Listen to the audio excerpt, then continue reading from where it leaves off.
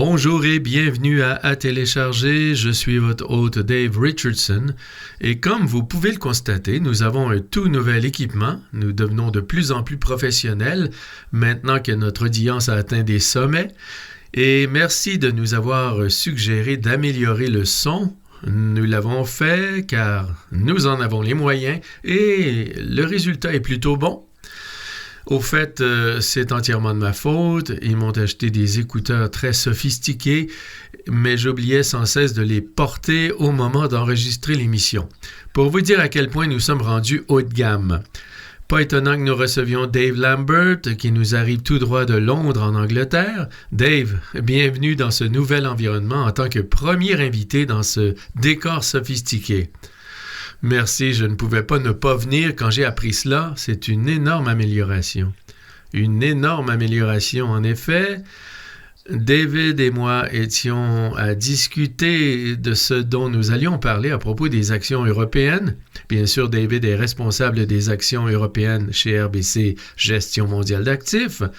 Nous allons répéter ce qu'il a dit la dernière fois, à peu de choses près. Il est très important que vous écoutiez car ce qu'il a dit était tout à fait juste. D'une certaine manière, David a pris l'avion spécialement pour venir enregistrer l'émission. On lui rend honneur car personne n'a jamais été aussi précis que lui à cette émission. David, vous avez vu juste, n'est-ce pas? Les actions européennes ont été fantastiques. C'est ce que vous avez dit à tout le monde, en particulier en dollars canadiens. Cela a été incroyable. Oui, mais il faut nuancer. L'Europe a connu une bonne première partie de l'année, puis elle s'est consolidée et a fait du surplace. Nous avons digéré ces revalorisations. Mais ces dernières semaines, nous avons vu les cours remonter et dépasser les sommets précédents. Nous aimons voir cette phase de consolidation ou de digestion au sein du marché. C'est ce que nous avons vu. Depuis le début de l'année, nous étions en hausse de plus de 25% en dollars canadiens pour l'Europe.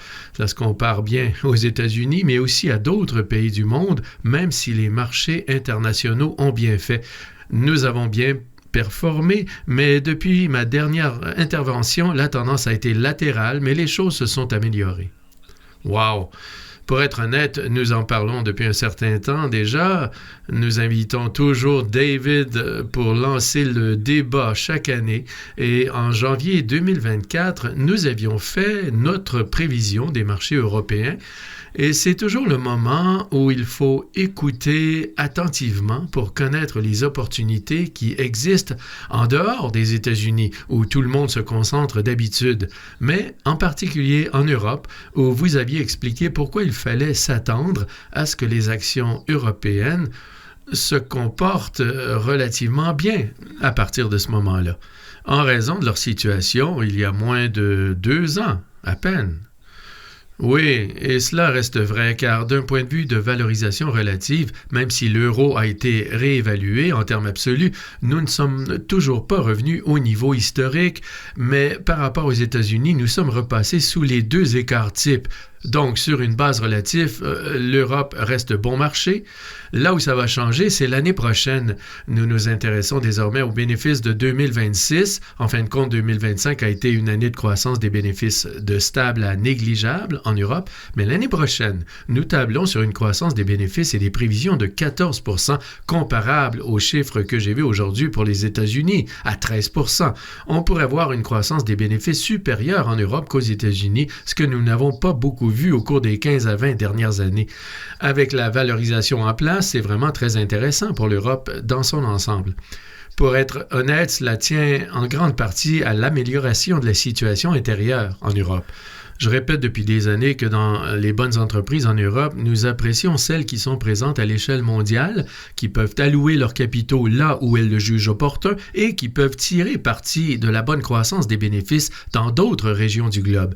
Nous avons toujours considéré les entreprises internationales du point de vue de leurs revenus et de leurs bénéfices. Mais aujourd'hui, avec ce qui se passe en Allemagne, j'en ai parlé la dernière fois, nous assistons à une certaine croissance en Europe. Ainsi, tous ces secteurs orientés vers le marché intérieur, les services publics, les télécommunications, les banques, Nous avons cette troisième patte du tabouret. Avec les marchés émergents et les États-Unis, cette troisième patte européenne va désormais soutenir la croissance des bénéfices. Je ne pense pas que cela soit une aberration. Pour 2026, cela pourrait simplement signifier que l'écart entre les bénéfices aux États-Unis et en Europe pourrait être moindre que par le passé, ce qui est de bon augure compte tenu de l'écart de valorisation. Et oui, c'est là que les choses deviennent intéressantes. La question de la valorisation. Nous aimons acheter des produits bon marché. Ici, nous entrons dans l'hiver canadien. Je peux aller acheter une paire de mitaines trouées dans un magasin de déstockage, mais je n'aurai pas les mains au chaud, ce qui n'est pas terrible. En revanche, si j'achète une très belle paire de gants qui me tiendra chaud tout l'hiver à un prix raisonnable et qui me sera vraiment utile, là, c'est plus intéressant. Vous l'avez dit, la valorisation est là depuis longtemps, mais ce qu'on attend, c'est la croissance des bénéfices qui vont suivre. C'est ce dont vous parliez la dernière fois. Il s'agit plutôt d'une mise à jour, se dire que maintenant, il y a des preuves que cela va se produire au cours des 12 prochains mois. Tout à fait, c'est l'avis général et c'est aussi notre opinion. Oui, les choses peuvent changer et nous surveillons constamment l'évolution de la situation, mais c'est le cas en ce moment. Une fois que la croissance se manifeste dans des secteurs du marché qui ne progressaient pas auparavant avec des coûts fixes élevés, l'effet de levier opérationnel se fait sentir rapidement. Une croissance même modeste peut vraiment accélérer les bénéfices. C'est intéressant et passionnant. Étant entendu que des réserves sont de mise et que nous souhaitons voir le plan de relance budgétaire allemand aboutir, on commence à voir arriver des commandes dans le domaine de la défense. On aimerait que la France règle sa situation politique.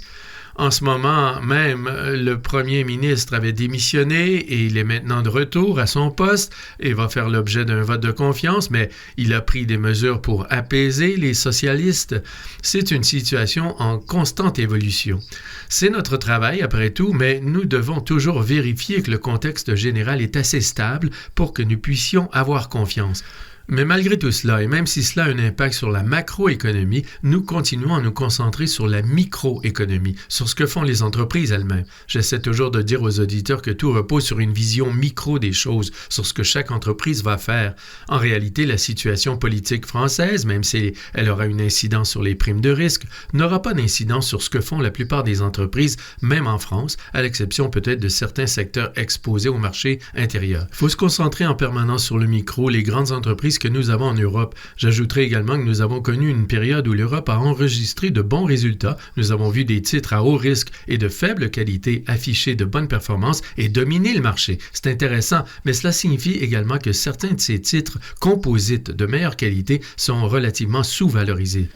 En Europe même, nous avons la possibilité de mettre en place une partie du marché composé de titres de qualité moins chers qu'auparavant. Je trouve cette configuration très intéressante car nous allons assister à des cycles sur le marché où nous nous attendons à ce que les titres de qualité commencent à afficher de bien meilleures performances. Ils ont été à la traîne au cours des 12 derniers mois et cela nous conviendrait vraiment ainsi qu'à nos portefeuilles. Ouais, je dénote cet accent maltais prononcé, que tout le monde a sûrement remarqué.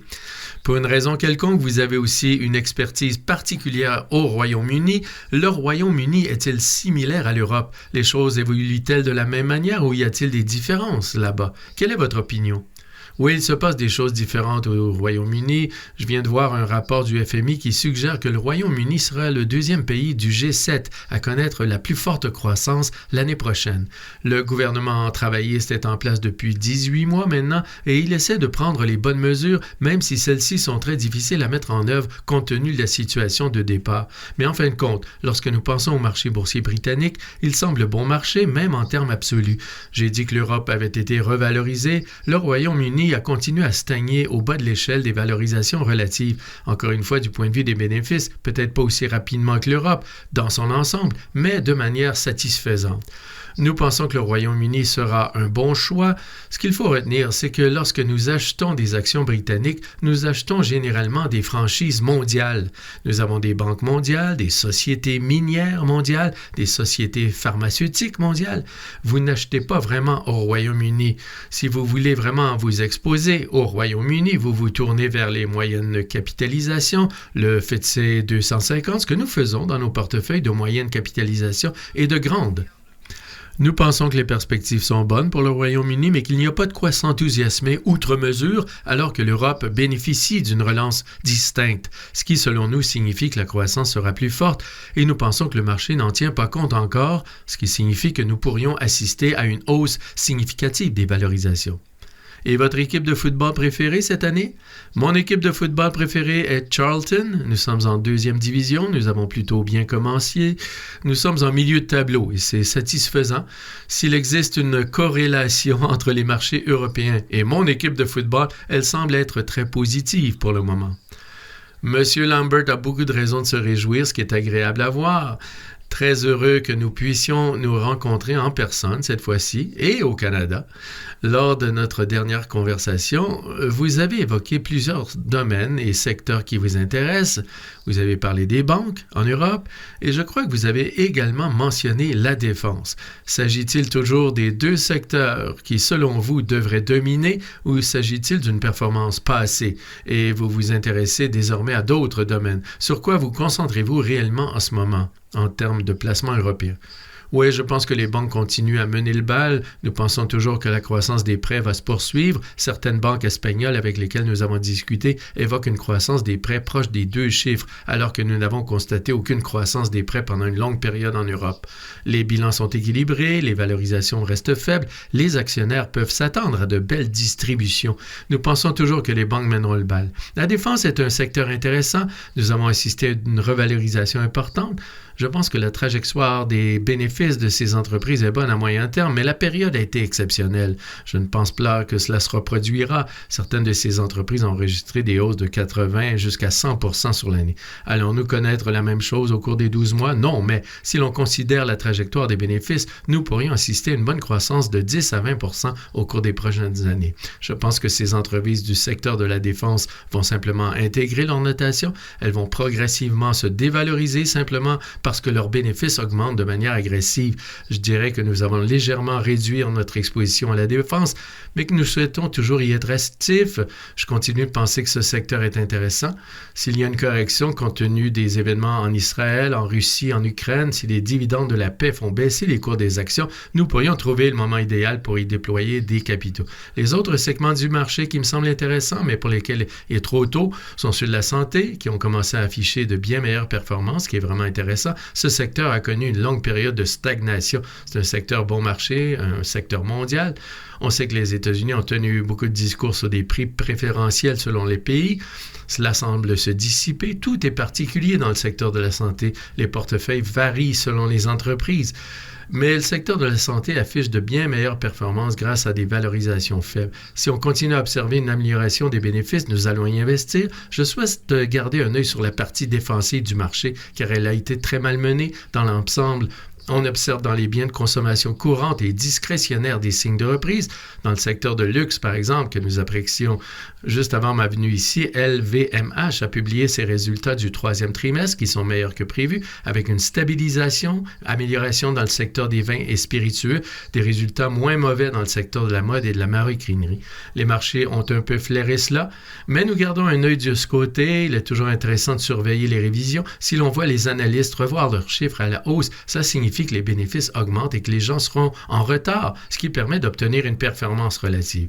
Nous surveillons ces éléments, mais les valorisations du secteur de la consommation sont faibles et plus basses qu'elles ne l'ont été depuis plusieurs années. Si nous commençons à voir ces bénéfices se concrétiser, c'est-à-dire une stabilisation, cette dérivée seconde, si les choses s'améliorent, cela pourrait être intéressant. Le secteur de la consommation est un domaine dans lequel nous sommes sous-pondérés pour le moment, mais nous le surveillons. Je pense que c'est la configuration en termes de valorisation qui pourrait être très intéressante. Mais il faut que beaucoup de choses se mettent en place. Comme toujours, nous surveillons l'ensemble du marché. C'est dans la nature.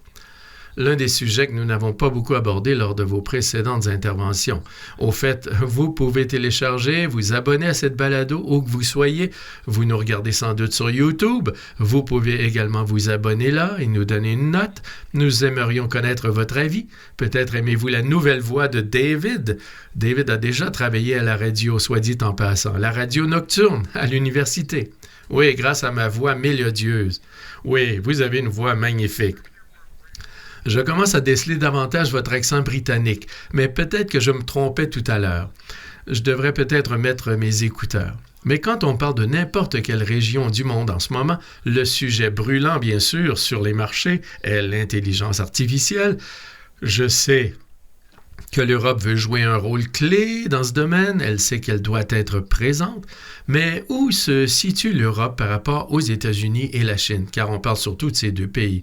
Oui, il est juste de dire que la technologie n'est pas un secteur très important. En Europe, nous avons deux grandes entreprises, ASML et SAP, qui dominent le secteur technologique, mais en termes de pourcentage du marché, cela représente environ 5% à quelques points près. Nous n'avons pas les outils nécessaires pour l'IA que l'on voit apparaître en Chine et aux États-Unis, mais il y a d'autres aspects. Nous avons la lithographie avec ASML et j'ai beaucoup parlé de l'automatisation industrielle, mais en termes de centres de données, construction, efficacité énergétique, etc., qui sont essentiels pour mettre en place une infrastructure d'IA. Nous en avons beaucoup en Europe. Nous n'avons pas ces acteurs explicites de l'IA, mais il existe de nombreuses entreprises dans le secteur industriel qui tirent une bonne partie de leurs revenus de l'IA et qui développent ce thème prometteur. Tout le monde va continuer à le développer. En fait, d'une certaine manière, cela devrait être moins cyclique, car ces pioches et ces pelles vont et viennent, alors que ces entreprises sont les seules à pouvoir vraiment acheter ces grands centres de données à faible efficacité énergétique. Nous avons cela. C'est pourquoi, lorsque le thème de l'IA prend vraiment son essor, l'Europe est d'abord laissée pour compte.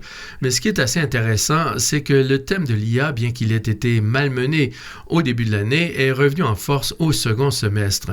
Mais vous voyez toujours l'Europe en hausse de 25% en valeur absolue depuis le début de l'année et par rapport au S&P 500 en dollars canadiens d'environ 12 à 13%. C'est fascinant. Le marché envoie des signaux, même si en coulisses, le thème de l'IA se porte bien. L'Europe continue de bien se porter. Il y a certains aspects et nous surveillons ces choses. Nous essayons de suivre les thèmes au sein du portefeuille pour nous assurer que nous ne sommes pas surexposés. Les gens parlent de bulles, je ne sais pas si c'est le cas. On le sait vraiment avant que cela ne se produise pour vrai, mais nous aimons surveiller nos expositions pour nous assurer que nous ne sommes pas trop exposés dans certains domaines. Si cela devient trop élevé, nous commençons à réduire l'exposition. Oui, juste quelques points importants sur l'Europe. Parfois, ici au Canada, nous oublions l'importance du marché européen. Bien sûr, les États-Unis retiennent beaucoup notre attention. Nous entendons beaucoup parler de l'Asie, de la Chine, mais les gens oublient que l'Union européenne compte 450 millions d'habitants. Cela représente un nombre considérable de consommateurs, un nombre considérable d'entreprises qui existent depuis des décennies, sinon des siècles. Et avec la faiblesse du dollar américain, l'un des principaux bénéficiaires a été l'euro. Le dollar canadien a tendance à évoluer un peu plus en tandem avec le dollar américain, en particulier au début du cycle baissier du dollar américain. L'euro, lui, s'est considérablement apprécié, d'environ 10% par rapport au dollar américain. Et je pense que depuis le creux de la vague, il a progressé d'environ 15% par rapport au dollar canadien. Lorsque vous investissez en Europe, vous prenez vos dollars canadiens, vous les convertissez en euros, puis lorsque vous les ramenez, vous réalisez un bénéfice supplémentaire. C'est pourquoi les rendements ont été si bons en dollars canadiens. Oui, c'est vrai, mais les fluctuations monétaires sont un facteur dont nous devons aussi tenir compte au cas par cas, car les exportateurs souffriraient d'un euro plus fort. En conséquence, on commencerait à voir les bénéfices baisser. Même si l'actif lui-même se porte bien parce qu'il est libellé en euros, les bénéfices sous-jacents sont affectés. Et c'est le travail au quotidien d'évaluer cela au cas par cas. Mais vous avez raison, toute la catégorie d'actifs est logée à la même enseigne, la diversification. Nous devrions avoir une exposition ici avec une devise forte ou pas trop faible, faible pour compenser une croissance des bénéfices de 14 % l'année prochaine. Si l'euro était vraiment fort à partir de maintenant, ce 14 % pourrait descendre à 10 %, mais alors toute la catégorie d'actifs augmenterait également. Il y a des fluctuations dans les deux sens. Je pense que tout cela conduit à nouveau à affirmer haut et fort que l'Europe mérite une place dans un portefeuille avec une offre diversifiée car elle vous apporte quelque chose de différent. C'est le marché, le chiffre d'affaires et la base de bénéfices les plus diversifiés au monde. En revanche, si vous investissez aux États-Unis, l'accent est davantage mis sur le marché intérieur, vous bénéficiez d'une bonne valeur, de valorisation attractive et de mesures de relance à venir. C'est le moment de se réjouir, mais je suis un investisseur européen de longue date et j'essaie toujours de rester prudent car il peut toujours y avoir des surprises, surtout en ce moment. Mais c'est notre travail et nous continuons à surveiller la situation. Cependant, les fondamentaux sous-jacents sont là. C'est vraiment ce dont nous voulions parler aujourd'hui. Nous avions souligné cette opportunité il y a quelques années. Nous avons souligné le décollage au début de cette année.